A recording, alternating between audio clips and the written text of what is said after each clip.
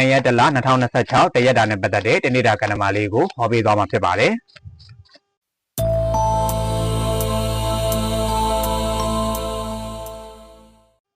မြစ်တာရေကန်ကောင်းနေတယ်အေးချမ်းမှုနဲ့လုံခြုံမှုကိုမျှဝေခံစားရမယ်အလိုရှိရာကိုဖန်တီးခွင့်ရမယ်ဒီနေ့မှာစီးပွားရေးလုပ်ငန်းနယ်ပယ်ထဲမှာဥဆောင်နေကြတဲ့သူတွေစီးပွားရေးကံတွေကောင်းနေမယ်ထက်မြက်မှုနဲ့အတူအခက်အခဲတွေကိုကျော်ဖြတ်နိုင်မယ်ပြိုင်ဘက်မှန်သမျှကိုအနိုင်ရပြီးတော့အောင်မြင်မှုတွေရရှိလိမ့်မယ်ဒီနေ့အတွက်ဆောင်းရရှောင်းမယ့်အရာကတော့ဆရာတင်မမားစေနဲ့ဝေခွဲမရဖြစ်လာလို့တပားသူထံကနေအကြံဉာဏ်တွေတောင်းမယ်ဆိုရင်မျက်စိမှိတ်လက်ခံတာထက်ချင်းချိန်စဉ်းစားသုံးသပ်ပါစကားအခြေတင်ဖြစ်လာခဲ့ရင်အချက်အလှမှန်မှန်ကန်ကန်နဲ့ငင်းခုန်ပါ